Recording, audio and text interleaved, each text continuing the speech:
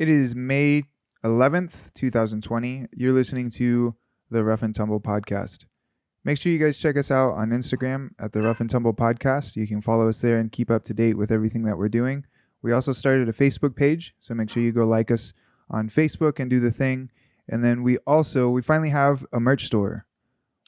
Yes, we've been trying to get merch forever. Yes, we're really excited about it. You can go on and order. We've got t-shirts, hoodies, long sleeve shirts, all with our logo on it. We also have our old t-shirts that we came out with our faces on it, and much more to come. We've got phone cases, mugs, literally everything that you can get a hold of. You can find that at Teespring, teespring.com/the Rough and Tumble store, or you can find that in any of our social media bios. The link is at the top. This episode, we brought in Robert Drysdale, a world champion, both in absolute. I believe he's world champion in his weight class. Is that correct? We should have done a little bit more research. So he is an IBJJF world champion in his weight, and then he is an ADCC absolute champion. Yes, and he beat Marcelo Garcia in I think roughly 20 seconds. It was a fairly incredible match. And somebody had quoted that as saying that beating Marcelo Garcia the way that Robert Drysdale did at that time would be the equivalent of outswimming Michael Phelps. Yeah, that was a huge moment. Very important and big figure in Brazilian Jiu-Jitsu. We were so honored to have him in. We didn't talk to him as much about his career or his background in Jiu-Jitsu, mostly about his documentary coming up, Open Guard, the movie. I'm really, really excited about it. And we talk all about the history, everything that we talked about in the past couple episodes. It was extremely relevant to what we've been doing. Yeah, and Robert really brought everything together much better than what we were able to do. We researched Kano, we researched Maeda, we researched Luis França, which I found out I was pronouncing wrong this entire time. And then we bring Robert in, and he just completely blew it out of the water with some amazing information that I was unable to find. So it was really cool, and so I think that it's gonna be great. Yeah, his background and knowledge on all of this, his ability he has a unique skill set in order to research this stuff, which makes him extremely unique in that he can do that. There's just nobody else that has his skill set that would allow him to do these kinds of research. So that's extremely important. We wanted to make sure we get him on, and we hope you guys enjoy the episode. It's a really great interview, and we hope that you enjoy it as much as we do. So without further ado, let's get into the episode. Let's do it.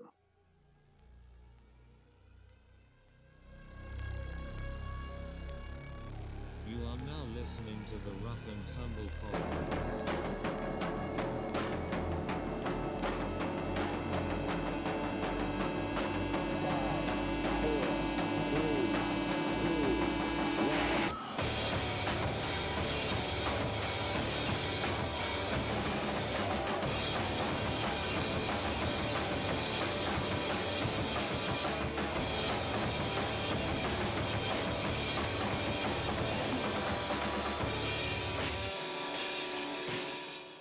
Robert, thank you so much for being here with us and agreeing to share your story behind this documentary and this movie that you have coming out. I appreciate you being here with us.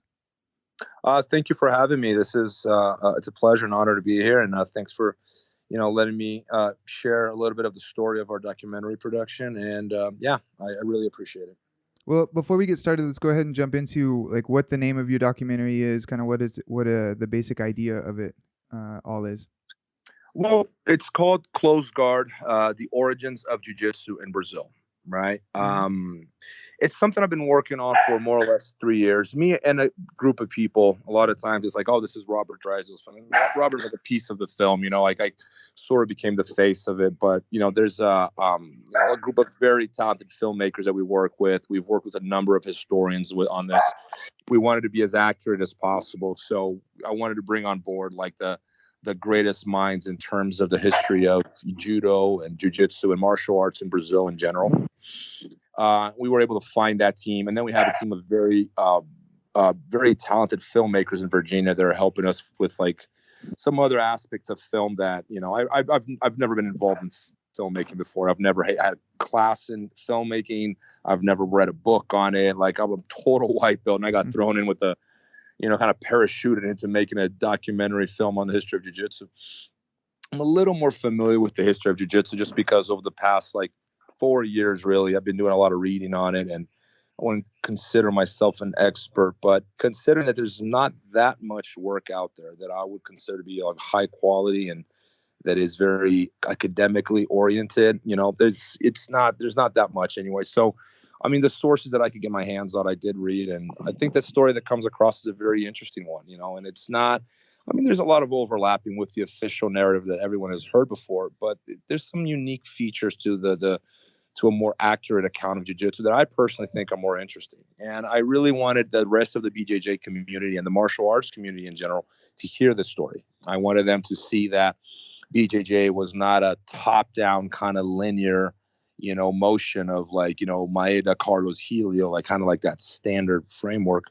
And it was far more complex, and it intertwines with his world events, like everything from the gunboat diplomacy of Commodore Perry and forcing Japan to open its ports in 1854, to the Meiji Reformation, to the creation of judo, to the Russo-Japanese War, to Japanese immigration, to the rubber boom in the Amazon. Like, these things all played a role indirectly, but they tell the history of Brazilian Jiu-Jitsu.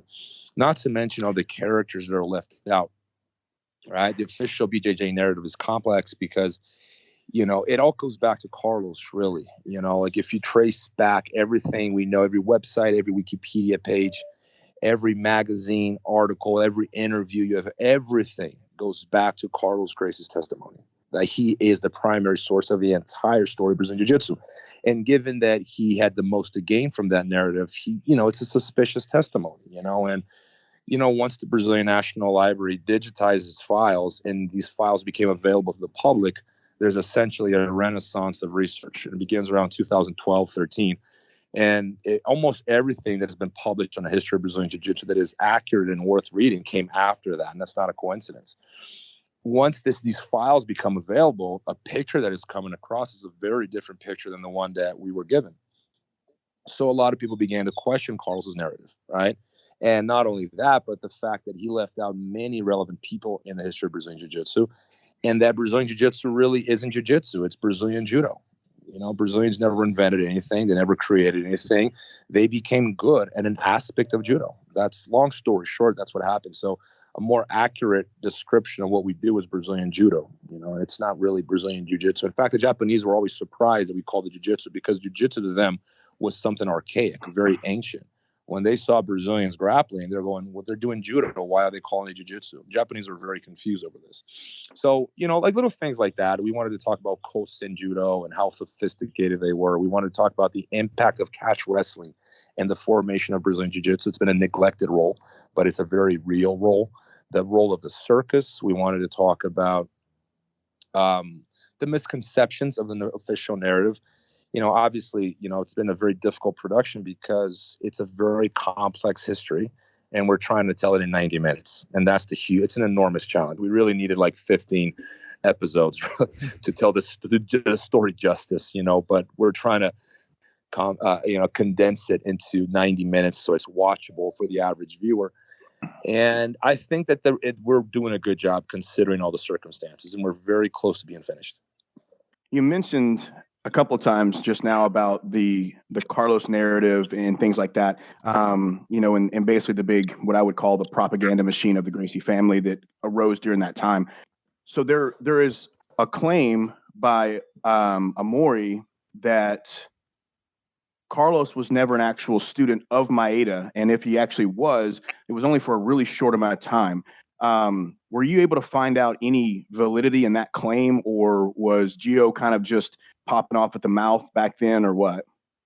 Well, it was Donato who made that claim. Donato Pires dos Reis. He was a student of Jacinto Ferro, and he had a relationship with Carlos, probably of either senior training partner, if not coach. You know, and there's very clearly there's a hierarchy between Donato and Carlos. And Donato is a man. He's an interesting character, and we're going to talk about him as well. But Donato, he claimed to possess a diploma from Kondikoma, Mitsuya Maeda. No one ever saw it. I mean, at least one reporter claimed to have seen the diploma. It's very obvious that he had a diploma. Now, what the diploma was is a different question. So we don't really know if it was a certificate from Kondikoma. These certificates were really important at the time, by the way. They were more important than a black belt. We put a lot more weight into having a black belt in the hands of someone. Back then, it was a certificate. Like, that's all that mattered. And Donato claimed that he had a certificate, and he was partners with Carlos. He gave Carlos his first job teaching jiu-jitsu in 1928 in Belo Horizonte, Minas Gerais. And then in 1930, they started an academy in Rio de Janeiro.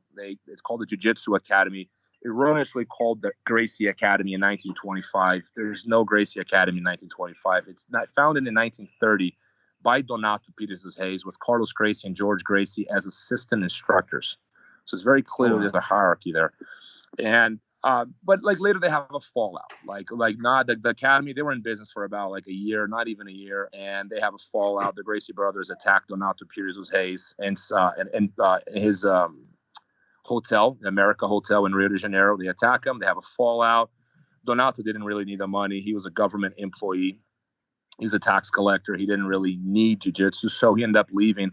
And he left the academy for other brothers. But after the fallout, Donato is interesting. He would say that one interview, he says that like some people were grossly exaggerating their relationship with Maeda. And on another interview that we found very recently, this was a finding of our production, and he categorically says that they never even met, Maeda and Carlos. And this is an eyewitness from Belém do Pará. Now you gotta be careful with what Donato is saying, because Donato at that time, he said that he hated Carlos. They were enemies. So you got to remember that Donato did give him a job in Belo Horizonte in 1928 and later has him as an assistant instructor in his academy in 1930, which suggests that, Carlos obviously knew jiu-jitsu and that he knew Carlos from Belém do Pará. So it becomes obvious to me that Carlos was trained. What is less obvious is the extent of the relationship with Carlos and Maeda, which I suspect was small to non-existing, because it was very clear from the sources we have that Jacinto Ferro was the main instructor at the academy at that point, and Maeda was barely teaching. Like, Maeda's in Brazil, he's retired. Like, he's not interested in fighting. He becomes sort of like a representative for the Japanese immigrants in the Amazon, right? A lot of Japanese immigration during this period, and Maeda becomes sort of the face of it. He's kind of done with fighting. Fighting has served his purpose. Like, he's in his, later 40s, 50s in Brazil. He's not interested in teaching class anymore. And he kind of passes on the torch to 5 of his students: Jacinto Ferro, Valdemar Gomes, Rafael Lopes, Mateus Pereira, and Guilherme de la Roque. These 5 students go on to be promoted by Maeda. We're not quite sure what kind of promotion that was, but very likely a black belt. And, Jacinto Ferro was being the primary figure at that time. Like, he was a very famous athlete. The press knew him well. It is highly unlikely that Carlos held any seniority over Jacinto Ferro, which is kind of what Hayla, in her biography of her father, she sort of makes it sound like they were on par in terms of hierarchy. It's very unlikely given Carlos's age, assuming that Carlos's testimony is even true, right? So a lot of historians question this relationship with Maeda. My personal opinion, it's just speculation because we don't know any of it. I think he might have met Maeda briefly. He might have trained with him once or twice maybe, but his real teacher was Jacinto Ferro. And then later he certainly learned from Donato and Gio Mori. That's to me, that's far more probable than a relationship with Maeda, which is much, much harder to verify. That's incredibly interesting to hear that. You had talked about in a Instagram post that you had made on the Close Guard Instagram about, which is you had a video explaining judo and jiu-jitsu, and it was just incredible, really informative. If anybody hasn't gone over there and looked at that, I suggest they do. But you had talked about that the word jiu-jitsu was kind of an all-encompassing term, and now we hear terms like Japanese jiu-jitsu is very specific, and the difference between Brazilian jiu-jitsu and Japanese jiu-jitsu. Where do you think that that difference came about, and when did we start kind of making sure that it was separated like that? Well, when jiu-jitsu is a generic term, it's almost like saying martial art, right? Like, it says something, but it doesn't say a whole bunch about what you're doing. Like, if you're not interested in martial arts at all, it all sounds like the same. Like, you're your mom probably believes that karate and jiu-jitsu, Brazilian jiu-jitsu are the exact same thing, right? Right. Like She that sort of absolutely thing. does. But if you're really into it, it's like, no, there's a huge difference between karate and BJJ. You know, it just depends on how into it you are. And in that period is, you know, it's very likely the same. It's the same sort of dynamic. Now, Kano, Kano never referred to as Kano Jiu-Jitsu, Jigoro Kano. He just, you know, he had a school. It was known as Kano Jiu-Jitsu because every school was Jiu-Jitsu. Now, Kano at some point didn't like the association in the West because, like, once the Japanese began migrating after the Russo-Japanese War, there's what Roberto Pedreira calls a craze of interest in Japanese culture, particularly jiu-jitsu and martial arts. You know, martial arts are they're it's almost like that is why the Japanese won the war. That's how the Japanese frame it. Little tiny Japan is able to defeat large Russia because of technique. So that's where the propaganda comes in, right? The small defeating the large. It comes from this period. So the Japanese use it very wisely, and they're around the world. There's a huge curiosity in the West about the exotic art of the Japanese, and the Japanese are capitalizing on it. So they're trying to make as much money as they can from this. This is not out of nobility. It's just economics. They want to make money. So they end up in circuses and doing fixed fights, a lot of fixed fights. Maeda was probably the worst of them all. Most of Maeda's fights were fixed. This was not unusual at the time. They were just trying to make money like everyone else. So there's this like craze, as Pedreira calls it, right, for jiu-jitsu. And as jiu-jitsu becomes increasingly associated with the circus and professional fights and fake fights, you know, Kano was not liking this. And he really has he had some flaws in his rationale, if you ask me. As a martial artist, I think that I don't think he fully understood the scope of grappling, if you ask me. If you understand fighting and grappling, you would never limit the ground, right? But he clearly makes an effort to limit the ground. But as far as like he was a man interested in making, you know, judo accessible to the masses, and he knew what he had to do for that, and it had to be a method of education. At the time, ideas of sport and physical education are sort of new to the world. Like these ideas did not exist 100 years before Jigoro Kano. Like they're sort of new, like sports and physical education as a form of not only mental and physical health, but social well-being. Like we all agree on this now, but at the time, these ideas are sort of revolutionary. Jigoro Kano comes right in with us, and he has a concern for education, and there's a social benefit of martial arts, and he saw judo as a vehicle for that social benefit. So when these guys are doing prize fights, he's not interested in that. Like he doesn't like it. So he turns it from the gentle art to the gentle way. So the way is more of as a way of life. It's more of a philosophy. It's more education oriented, right? Less associated with professional fights. Now, Maeda, when he leaves Japan, the terms judo and jiu-jitsu are used interchangeably. So Maeda is mostly using jiu-jitsu because that's what he was doing, even though he was doing Kodokan judo. It's just that at the time, they weren't calling it Kodokan judo, but that's what he was practicing.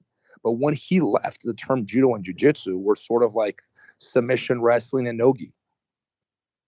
You know, it's kind of like mean the same thing, you know, like there's not a big difference. It's kind of like saying, you know, Brazilian Jiu-Jitsu or grappling. Like there's not a huge distinction that they made at the time between judo and jiu-jitsu, but later that distinction becomes more clear. But Maeda, because he had left Japan, I suspected he just went on with the term jiu-jitsu. And the term jiu-jitsu became a bigger name that during that period than judo. Later, judo became a far more, you know, a modern term. Jiu-jitsu became increasingly associated with, became more of an archaic term. Now, as Brazilian Jiu-Jitsu progresses, like away from judo, it's still judo at this time, right? But there's the seed of Brazilian Jiu-Jitsu. When does it really split off of judo? It is a moment where Brazilians and Japanese can no longer agree on the rule sets, right? Primarily the Gracie family, like Carlos and Helio, they wanted shorter gis. Why do they want shorter gis? Because they want to make sure the Japanese can't grab them. So they want shorter gis for the Japanese against the catch wrestlers. They wanted to make sure that the catch wrestlers wore a gi.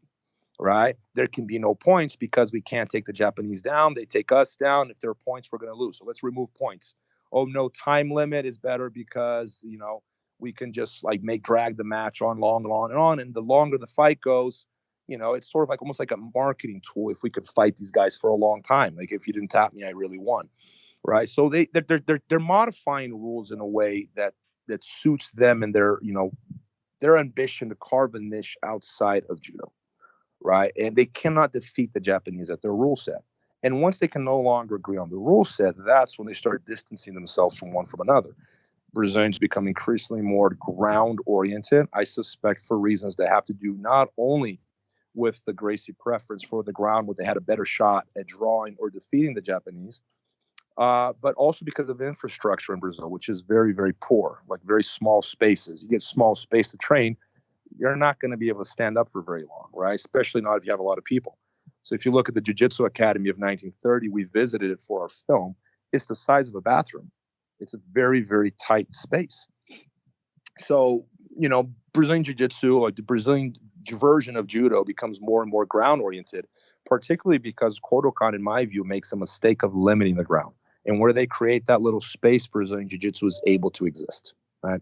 But, at this time, because as judo becomes more and more popular, the Japanese and the rest of the world you start using the term judo because it's more modern.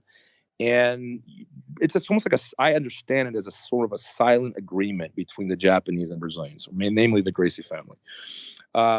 They go, okay, you're going to call it judo, we're going to call it jiu-jitsu because we want to be different from you. They insisted on being different. So the Brazilians, they stick to the more archaic term jiu-jitsu, whereas the rest of the world is just using judo, right? And it almost dies. You got to remember, Brazilian jiu-jitsu was never popular in Brazil. It's very niche, very small seed. It almost died in the 60s, 70s, 80s. It makes a comeback in the 90s. The big moment of the Gracie family was 1930s, 40s, the 50s. They start, they're not as present anymore. Kind of like the Kimura match is kind of like the end of that era, really. And after that, it's all judo. So they almost die. It's almost, you got to give them credit for that because they kept that seed of Newaza judo alive. But it would be a mistake to say that, that Helio and Helio were practicing was traditional Japanese jiu-jitsu. I mean, you can look at footage of traditional Japanese jiu-jitsu. You can find it. It's more like, to me, it reminds me more of Aikido than it does of Brazilian jiu-jitsu. Well, Brazilian jiu-jitsu is just modified judo. That's really what it comes down to. You mentioned earlier and about how basically what was going on was the Gracies were changing the rules to give themselves a better chance of winning against the Japanese, which I can imagine, if you're a Brazilian and you're training a Japanese martial art, then if you can defeat the creators of the martial art, then that gives you some clout and some ability to kind of use that to build your brand. Do you think that's what's going on right now in America with the submission only tournaments that, Gordon Ryan's calling all these guys out because you get guys at the top of the food chain who are used to doing points fighting. I know that Metamoris came along and Metamoris was a Gracie thing. But now you've got guys like Gordon Ryan, Gary Tonin, all these guys, they're calling out all these Brazilian Jiu-Jitsu, IBJJF world champions, but they only want to fight, no gi, no time limit, submission only. Yeah. Do you think it's kind of what they're doing as well? It's remarkably similar. And I've made that comparison. Funny you bring that up because I've made that comparison before. And it's remarkably similar. And it's if you know the sport, it's kind of enraging because you're making everyone else sound like they're a coward when everyone is stepping out of their rule set and competing in every rule set but them. I think it's ironic that they're calling everyone a coward. I'm like, Buchecha fights anyone, how many rule sets has he competed in? Gi and no gi. Right. But they have a marketing machine behind them. It's very much like the Gracie family did. And the thing about marketing is that perception becomes reality. If you keep repeating a lie over and over, and if you make an insignificant event, make it sound like it's the most relevant event in history, people will believe you because the vast majority of people will not take the time to educate themselves because it takes too much work. Right. And in the age of the internet, I suspect it's even worse because everyone's opinion is equally valid. There's no such thing as an expert opinion anymore because all opinions are equal. Everyone's informed. I got Wikipedia. What do I need to read 8,000 pages of jiu-jitsu history for? I just go on Wikipedia and I got this. Right. And that's sort of like we've never been so confident about how informed we are, yet I think we've never been so misinformed. And this is not just jiu-jitsu. This is with everything, in my opinion. We're a very, very opinionated generation, but it's, we disregard the opinion of experts because we got Google, right?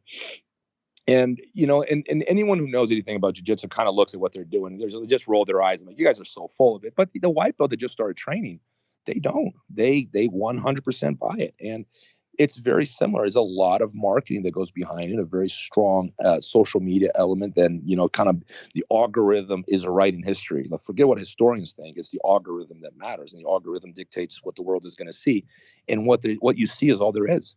So, it's very similar. If you pay attention at the submission only thing has been going. I mean, it's been coming way before they had a name for it. It's been going for quite some time. And I suspect there's an element of resentment towards Brazilians. And no one talks about it because in the age of political correctness, it's a terrifying thing to even say anything like that. I kind of get to say it because I'm half American, half Brazilian. So I was about to say that. Right. Yeah, I get away with it better than most people do. Don't get us in trouble, Robert. No, man. And it's true. I think there's an element of resentment. If you pay attention, the only person who's actually done well in both rule sets, is Gordon Wright. He really is an exception because he's an outstanding grappler. You got to give it to him, even though he's limited in the sense where he stays within his comfort zone of Nogi. But he's phenomenal at Nogi. No one can deny that. But if you pay attention to all the others, like hardcore submission-only advocates, they never did well in IBJJF rules. And I don't mean this as an attack. I wouldn't do well in judo rules. It is what it is, man. Like I would, it's just you accept what you can and what you can't do. I'm not attacking anyone, but if you pay close attention, the people who are very submission-only, minded, very hardcore advocates of it, is they never did well under a point system, right? They never had good wrestling. They couldn't pass. IBJJF is overly tactical and strategical. If you ask me, there's a lot of BS in their rules too. There's a lot of truth of the critiques that came out of the submission-only movement, right? But, it's still a lot of resentment, I feel like, and they can't win. So if you can't win, what do? You modify the rules. Then once you can no longer agree on the rules, then you start carving out a new sport. And I think it's been to the detriment. I think judo made a mistake, and I suspect that IBJJF is making a similar mistake in the 21st century, 100 years later. And I really wish, they fix it, because it's not a difficult fix. It's like 2-3 tweaks in the rule sets, and boom, the submission-only movement is dead. Like, it's dead before it's born. And it wouldn't be hard for them to do that. When something I was thinking about when you were mentioning that about the rule set, and so Chrome Gracie made a run.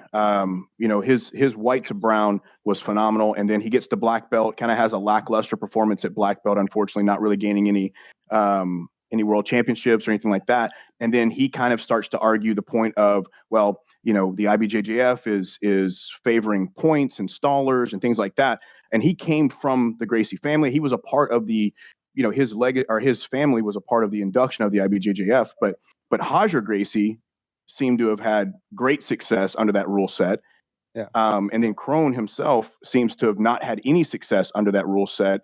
And Crone is kind of that, it should be submission. That's how I want to win. What do you think the difference is in why maybe Roger had such great success under that rule set, but then Crone maybe didn't?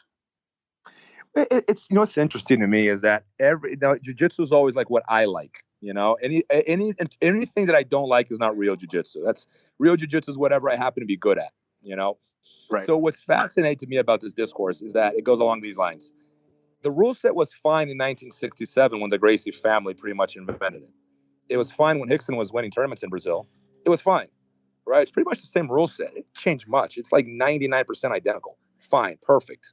He was calling people out. Let's fight on the mats. The rule set was perfect. The second people start catching up and doing better, now all of a sudden the rule set is no longer good. It's a fascinating story of like how quickly the narrative changes. Like they went from being bullies to attacking people on the beach and dojo storming to being martial arts is all about respect and philosophy and anti-bullying.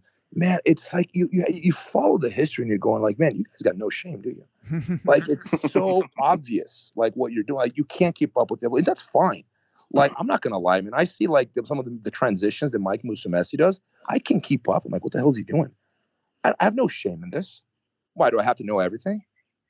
It's fine to admit that, younger generations are carrying on the sport in a more sophisticated fashion. There's nothing wrong with that.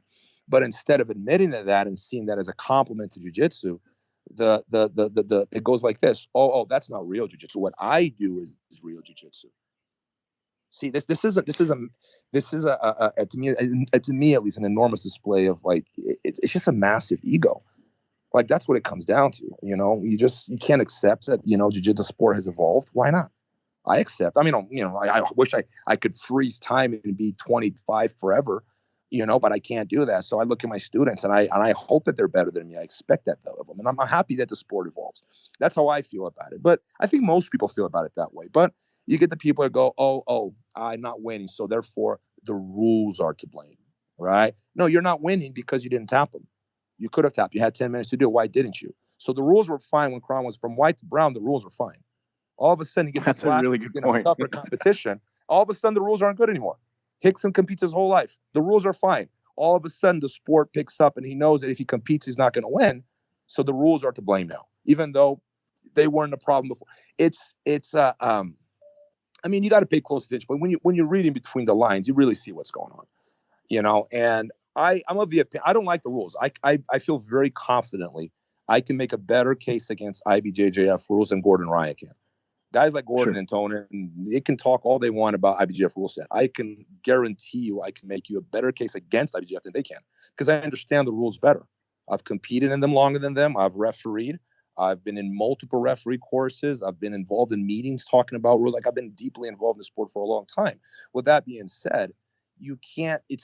There's good and bad. The submission only movement. They solved some problems and they created other problems.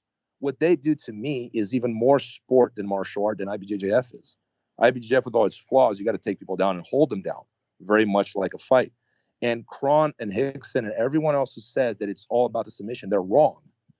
Unless they believe that jiu-jitsu is a sport. If they believe that jiu-jitsu is a martial art, it's not just about the submission. It's also about the position. Don't take my word for it. Watch the UFC.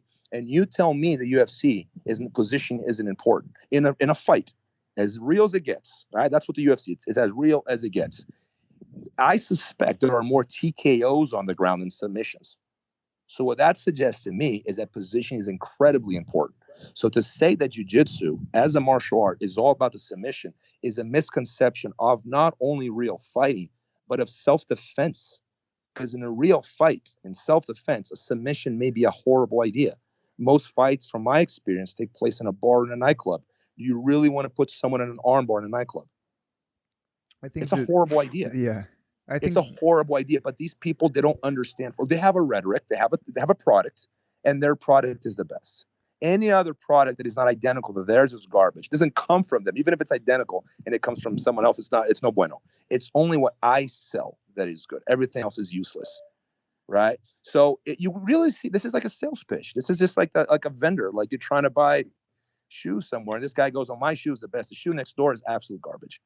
Like they're just trying to sell you something, and like the whole nobility of we're hardcore and we only go for the submission. It's a load of nonsense. Like it really is.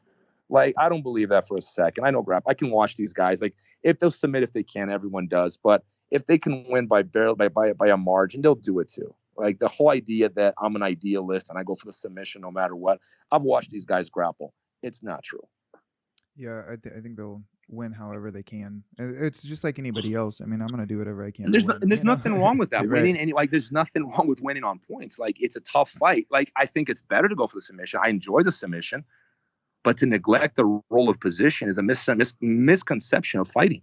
It's a misconception of jiu-jitsu as a martial art. And I think that it's funny how they coexist. They can talk about self-defense and they can completely rule out position at the same time. And somehow in their heads, there's no contradiction there. Yeah, that completely makes sense.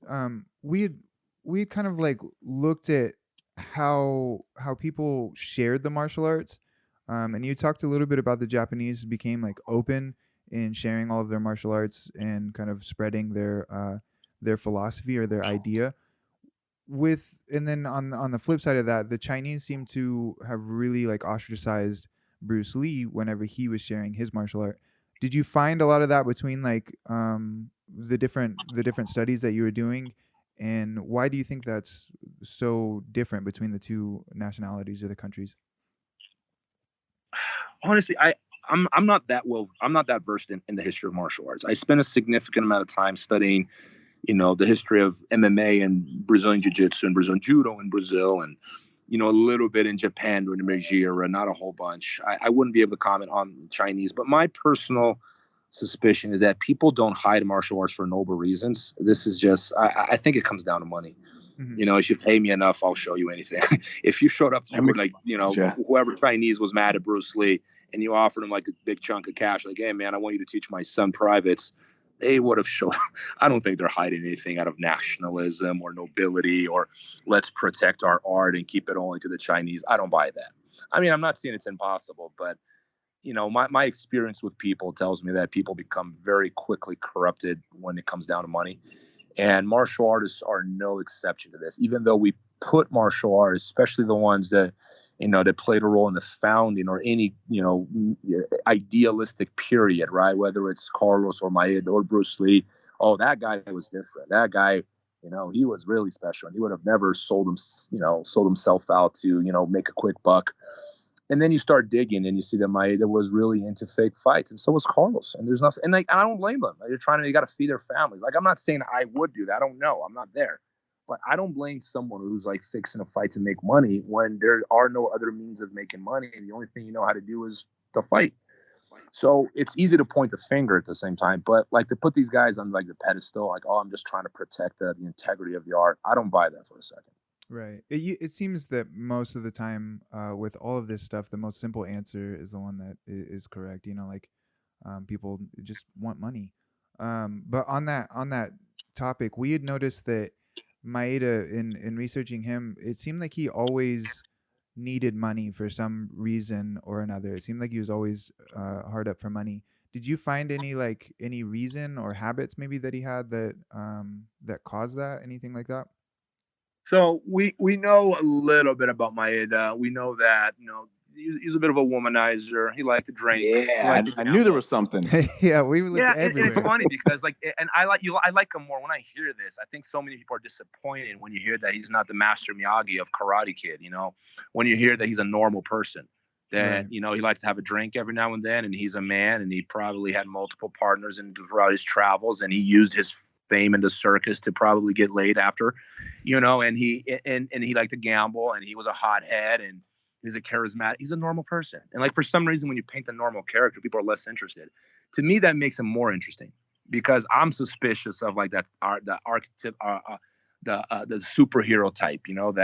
That guy. Oh, this guy was really special. He was different from everyone else, and perhaps we need heroes, and we talk about that in the documentary. I like the human approach. I like the good and the bad. Like Helio has some horrible traits to him, but he has some really cool stories too, man. Like the one time he jumped out of a boat in waters that were infested with sharks to save a complete stranger. I thought that was very noble of him. Like, would I have done that, jumping out of a boat to save a stranger when we know they're full of sharks everywhere? I don't know if I would have done that. Helio did it, but again, he's a member of the Brazilian Fascist Party. So you get these things coexisting. You get these.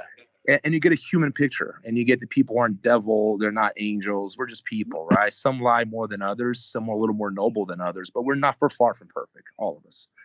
And I like that view of people far more than any other, and I really push hard in documentary for that picture to come across.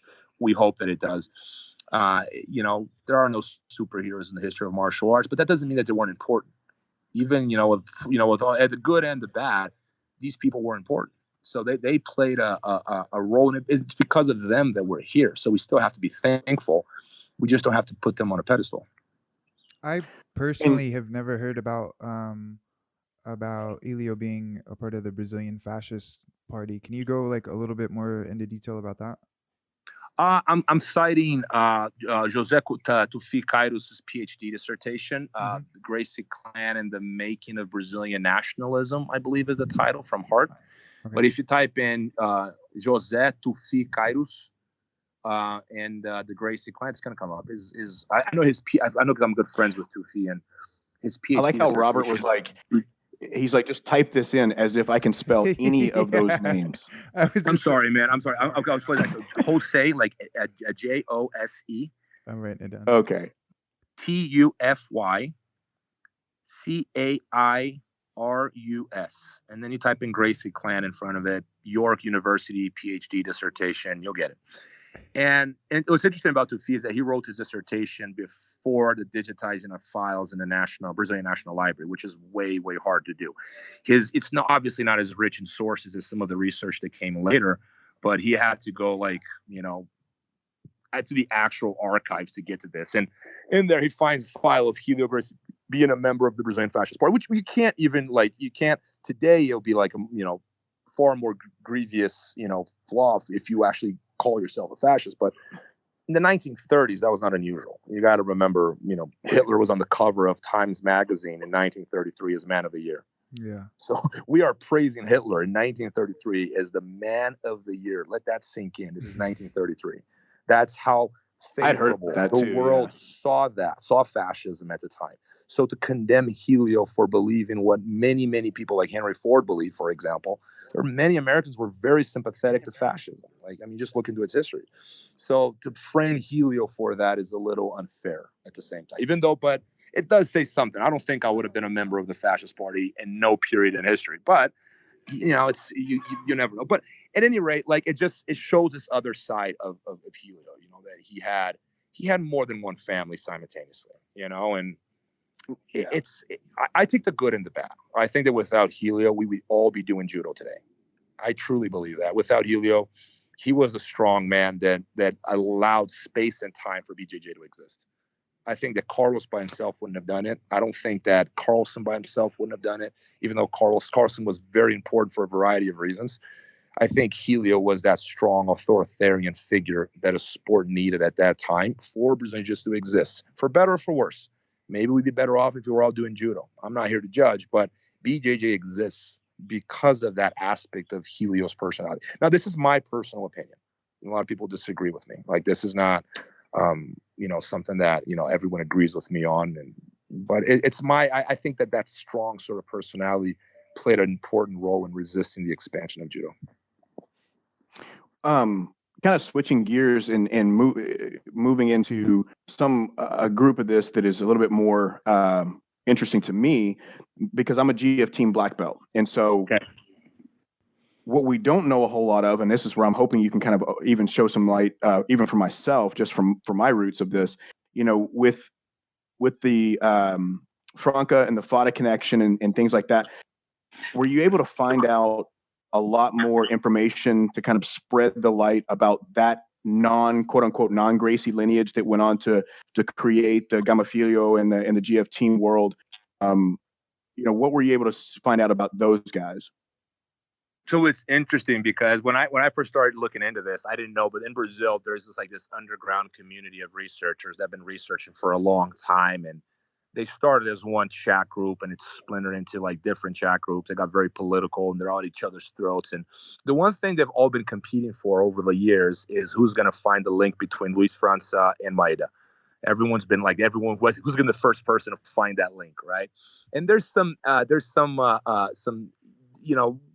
tips of where that we could find those sources, but no one has ever found anything. The truth of the matter is there's no evidence for França ever training with Maeda. There's even less than you can make a case for Carlos, a very thin case. I wouldn't call it a very solid case, but with França, you got nothing. That's the problem. It's all based off of his own testimony. And I think that, this is what I suspect happened. A lot of historians suspect the same thing. Luis França was a student of Takeo Yano while he was in the Navy. So he was in the Navy around the same time Takeo Yano was an instructor to the Navy. Right. So the Takeo Yano was not a student of Maeda, but there was a seniority sort of relationship. He trained with Maeda in Belém do Pará for some time. And, Maeda outranked him because he was higher rank and older as well. Okay. So Takeo Yano was under Maeda. And I think Luis França, because for the same reasons Carlos mentioned Maeda instead of mentioning Jacinto Ferro, he wanted to mention I'm the student of the most famous person. So he mentioned Maeda instead of Takeo Yano. That's what I think has happened. But there's not even evidence that Luis França was even in Belém do Pará. There's nothing. There's nothing. So what we do have, we found an article of I want to go with 1935. It might have been 1933 or 4, where Luis França is competing for the Gracie Academy. There's a challenge going on, and he's competing for the Gracie Academy. And later in the later article, this was given to me by a researcher in Brazil called Elton Silva. An article of where Luis França is referred to as one of Helio Gracie's best students. So we know that Luis França had a relationship with the Gracie Academy. We do know that for sure. The question is the extent of the relationship, how long he trained under the Gracie Academy for. Whatever evidence we have of the Fada lineage points to the Gracie Academy and not to Maeda. So this does not discredit Fada lineage in any way. Like I say this every time this comes up because some people get disappointed because they really want the Fada lineage to be a non-Gracie lineage. And Fada is more important than they ever gave Fada credit for. Fada is important because he opened jiu-jitsu to poor Brazilians. He is important because he opened jiu-jitsu for the disabled, the handicapped. And this was at a time when no one was really doing this. I don't know. I can't speak for other martial arts, but the Gracie family was very much invested in, teaching the Brazilian elites, politicians, actors, actresses, diplomats, that crowd in the South Zone. Like that's the wealthy side of Rio de Janeiro. Whereas the Fada, he's teaching the poor kids in the slums, man. And if you look at most jiu-jitsu champions to this day, they come from those, they call them projetos in Brazil. Like they come from those projects. They come from these poor kids and, in the ghetto. They train jiu-jitsu and some of the spaces that they train, like it just break your heart if you saw it. It's very sad, but Fada started that. He got the ball rolling, and it still continues in Rio. We went to one of these projects that is still using the Fada name. So to me, that's a far more important role than being under Maeda, or directly under Maeda. And they never give themselves credit for it. But there's a social benefit to that you can't even quantify. It's far more important than claiming a straight lineage. Straight link to Maeda, to me at least. But we do talk about the Fada lineage, and you got some really cool stories there. Probably not going to be able to use them all in the film. It's a bit of a problem, but there's no evidence for a link between Luis França and Maeda. I actually wrote an article about this. I can send it to you guys later. If you Google it, you'll be able to find it. And everything points to a relationship between Luis França and the Gracie Academy. Why do you think it was important, for whatever reason, for them to make that distinction?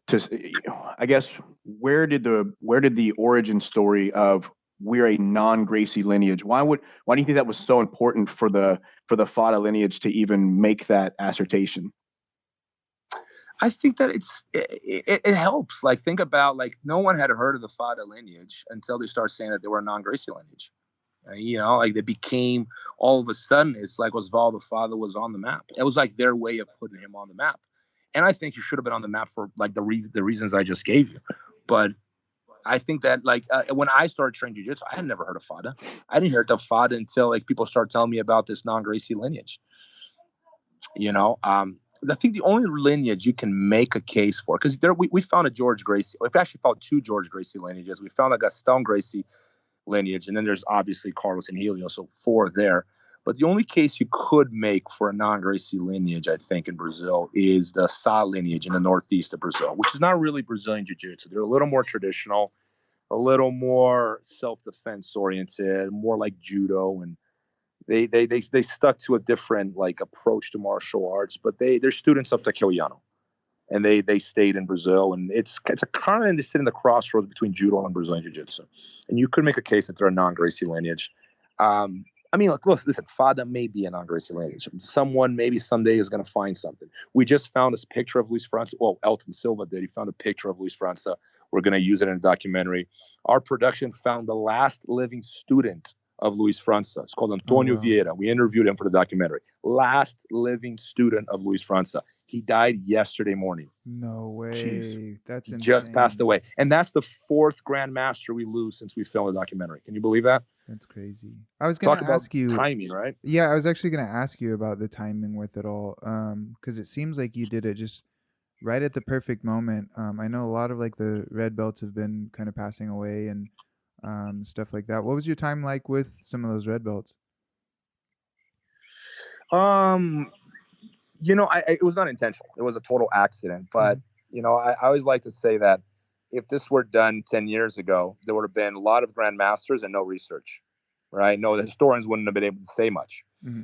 If they were done 10 years from now, the research would probably be even better than what we have now, but then we would have had no grandmasters to talk about it, right? So we have that middle, that perfect timing. There's a window of 5 years. And that's where we came in accidentally, and it kind of really worked out in the favor of the Brazilian Jiu-Jitsu community. But like the grandmasters, I'll be honest with you, like they couldn't add a lot to history. There wasn't a lot that they could say because they were just repeating what they were told, And not only that, it's funny because oral tradition is like a very controversial topic in academic circles because, we know how memory works. Mm-hmm. People forget, they distort. As time advances, memory changes. I don't know if you guys know this. There's plenty of research on this. Like memory is constantly changing. So the more time that goes by, the less reliable that testimony becomes. But I think they were important for a different reason. In terms of historicity, so to speak, the historians had a lot more to add than the grandmasters. But they were important because they had some personal stories. They would paint the characters. They would tell us stories of like on a personal level, and like you can understand the character a little bit better. They would talk about their experience in jiu-jitsu and their years and what jiu-jitsu was like then. So it's something more reliable than saying like, so what is, who taught Helio Gracie jiu-jitsu? That's a very difficult question for them to answer because you have a pro Helio and anti Helio types, and then you're not going to get it's hard to get an accurate answer from them because like their political allegiance has changed over time as well. So like they say one thing 30 years ago, and then not today they're saying something completely different. So but like they had a lot of wisdom to share. I think it was relevant to honor them, and you can see who are the pioneers of Brazilian Jiu-Jitsu. And watching these men pass away I think reinforces the importance of the film. They had so much wisdom to share. I mean, to me, personally, it was a window into my future because I'm looking at these men and I'm going, this is me, 40, 30, years from now. That's going to be me. And I'm wondering like what my life is going to be, if I'm going to be like more like this guy or like that guy. So to me, it was fascinating to sit down and, take a peek into my own future and what it's going to be like. I really, really enjoyed spending time with the older grandmasters. They had a lot of life wisdom to share, I felt like, and I could have sit down and talked to them for hours and hours and hours. But it was a bit of a rush, so we didn't have, hours and hours to talk. We had very limited time. Absolutely. I think that's what we're all kind of asking ourselves. I mean, I'm 36. I know you're 38, and obviously you've got more time in this than Jonny and I do. But I think that's something we all ask ourselves is, and I know I've asked myself this even recently of, what am I going to be doing when I'm 50? How is my jiu-jitsu going to be different? How is am I going to still be competing? Am I even going to care about competing? Am I going to be just focusing on teaching? Because things have changed just from going from 26 to 36 in my time as jiu-jitsu. So I can only imagine going into 46, and you see these guys, these grandmasters who are now these staples of history more so than they are instructors, competitors, and contributors to student training, so. Yeah, man. I will say, I've been hearing this. Everyone's heard this question a million times in their life. Like, what are you afraid of? Are you afraid of dying? Are you afraid of this? And I'm afraid of losing my daughters. I think that's my biggest fear in life. I mean, it's not something that's likely to happen, but like the thought of it terrifies me. And I'm afraid of getting old. I've always been afraid of getting old. Yeah, dude. It's a terrifying thought. I'm not scared of dying. I've never been like, death has never really been like, if I died right now, I would feel for my daughters, for my family, because I know they would suffer, but not for myself. Like I'm completely okay with the life I lived so far. I believe if I died tomorrow, I believe I would accomplish more had I lived more. I think I have a lot ahead of me still, but with the time I was given, I consider myself fairly productive, and I'm happy with it. But like being old is a terrifying thought because so much of my identity is tied to Brazilian Jiu-Jitsu. Like in my head, in my own, perhaps a deal of vanity and egomania, but like I always enjoyed being the guy that can beat everyone on the mats. Like you like being that guy, the guy that can tap people. Like it's perhaps very primal, very egotistical, perhaps. I don't know, but like it's something that becomes part of your identity. You're used to being the guy who can beat people, and then slowly watching your students catch up to you because they're 20, and it's a terrifying feeling, man. Like it sucks. It sucks. Like there's nothing you can do about it. It's a weird place to be. I'm a 17-year Air Force veteran, and we experienced that in the military as well, where you tie your identity to your job. I'm an aviator in the Air Force, so that even adds onto it more, you know, that it really takes on a personality of its own. And you really start to look at yourself as, well, that's me. That's who I am. I look at myself in the mirror and I'm a Jiu-Jitsu Black Belt. I'm a father and I'm an aviator. And so what you're saying completely rings true with even myself. Because I'm close to retirement from the military, and I've asked myself several times, what am I going to do next? I have no idea. I think about it a lot, but I don't know. And then the same thing is, what am I going to do when I can't train jiu-jitsu anymore? When I'm broken, so, you know, whatever the case may be, it's like, there's this weird place where I'm going to transition to, both professionally and in jiu-jitsu, where who am I now? You know, yeah, I'm always going to be a father, but who am I now outside of that? Yeah, man, it's not I mean, he's like, I will say this though, like hanging out with the grandmasters, it came at the right time in my life, because I was struggling with this a lot, and just like watching, because like, you know how long you've been training, some miles on your body too. It's not just your age, but the miles, you know, like I have the body of a 50, 60-year-old perhaps. Like, so like everything hurts, like standing up hurts, like sleeping hurts. If I sleep in the wrong position, I'm like, I can barely move the next day. I hurt my neck. You know, like everything hurts. So, you know, I like sitting down with these grandmasters and watching them, like it was encouraging in a lot of ways, because you can see how much pain they were. Like they needed help to get off the chair. Like they couldn't go upstairs. Like we had to carry one of them upstairs, you know, like little things like that. And you're watching them, but they were at peace, man. Like I didn't meet a single grandmaster who was grumpy or miserable about life. They were all at peace and happy. And they have this energy about them that was almost youthful. You know, it's almost like their spirit was the spirit of a teenager, you know, optimistic about life. Even though they knew that they didn't have much time left, they were optimistic about that time. That's what I got from a lot of them. And it was encouraging, because you can see that their ambition had expired and there was only content. There was, I'm happy. I am what I am. I did what I did, and I'm ready to go whenever I may go. And I'm looking at them, I'm going, if I can reach that age and have that sort of wisdom, I'll be happy, regardless of how much pain I am. Like my spirit will be at rest, and I'll be completely happy with my life. Absolutely. That's a really good way of putting it too.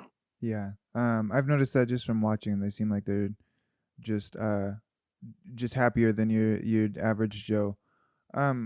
Robert, we could be here all freaking day talking about all this stuff. It's so interesting. I want to nerd out about it for hours. But I'm sure that you have stuff to do. We have a time limit on our podcast. So is there anything that you'd like to share, your Instagram handle, where we can find you, more about the movie, and so on and so forth? We're giving like updates on our Instagram page. It's Close Guard the Movie on Instagram and Facebook. We're going to have some products soon. Like we're probably going to sell some posters. We're doing a limited edition gi. I am writing a book about the documentary. It's got a little bit of jiu-jitsu history in there, but it was more some of my interpretation of the facts and how BJJ developed, and some stories on how the documentary came about. And there's a lot of like historically significant content that we're not going to use in the documentary that I'm planning on using in the book. Not a lot, but you know, something that I think that adds something to the story. So I thought the story and how it came about was pretty cool. And whenever I tell it, people seem to be interested. So I'm like, you know what? I think that I'm going to write a book on it. So, you know, that's coming soon. The documentary should be done this summer. I know I've been saying this for quite some time, but we've never worked so hard. We have a cut. It's just lacking music, subtitles, animation. So there's some pieces to the puzzle missing. Everyone's got a full-time job. So it's not like, you know, everyone's just doing this full-time. So that's one reason why it's taken longer than expected. But we should be done this summer. I do ask the BJJ community and the martial arts community in general to support. This is not something I'm doing for money. In fact, I'm losing money considering the amount of time I put into this. I'm tens of thousands of dollars in the hole with this. So this is just something I wanted to do because I love BJJ and I love history, and I wanted to tell it as fairly and as accurately as possible.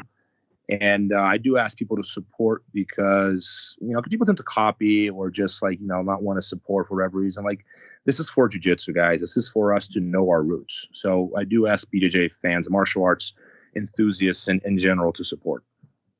Well, we were promised this a couple of years ago with the documentary called Red Belt that never came out. So I think a lot of people are really excited about this. I know a lot of our listeners, when they found out that we were going to get to discuss this with you, I think the community as a whole, especially the younger generation, they're going to eat this up a lot. And I mean, hell, I've been doing this for 13 years. And today I learned that my lineage is, I went from white to brown under Pedro Sauer. And then I went from brown to black under Denison Pimenta and Rolly Delgado on the GF team side. So come to find out, it's all linked regardless, So even I learned something at 13 years into this, and I'm excited about the documentary to come out. And I know that a lot of the younger generations, your white, blue, and purple belts who didn't get the opportunity to grow up the way we did, where we got to have these stories told to us on the mats from, guys like Leo Vieira with you. And then I spent a lot of time with Master Pedro Sauer and got to hear a lot of the cool stories. So some of our new generation don't have that available to them. And so I think this is going to be a great opportunity for them to get to see that. Yeah, that's kind of the idea. I think that people that don't know their past, they don't know their future. Like, I strongly believe that. I think that understanding your past gives you a better sense of your future. And people don't seem to care about history. Like, it happened a long time ago. It doesn't affect me. It affects not only your present, it affects your future. Like, you need to understand this better, right? And I invite people who want to go deeper. The documentary can't go deep because of time constraints, but to read Choque by Roberto Pedreira, read José Tufi Kairos' PhD dissertation. If you read Portuguese, Marcial Serrano, there's lots of really cool research out there. 100% get involved, read. It's totally worth it. What's the name of the book going to be? Have you come up with the title yet? Opening Close Guard. Oh, okay. Very cool. Oh, that's clever. That's really clever. Again, thank you so much for coming on and helping us out with straightening out some of these facts that we've been trying to research. We're about to revisit our previous episode where we tried to go over Luis Franca and Carlos Gracie. Somebody got too drunk and we weren't able to cover any of the material. I had really good intentions until we started recording. So yeah. So you did a Maeda, apparently. Yeah, I did. And see, I'm so glad to find out that because me and Jonny were talking about that, and I was like, dude, this guy had some serious money trouble because he was always looking for fights and things like that to get paid. And so it's kind of cool to hear that, like, you know what, he was just a normal guy, So yeah, that's what we'll call it from now on. We pulled a Maeda. So guys, go check out the documentary Close Guard, the movie. Go check out his Instagram. I've learned so much just from like scrolling through that Instagram. And again, go check out Robert Drysdale, his Instagram. It's Drysdale JJ or BJJ?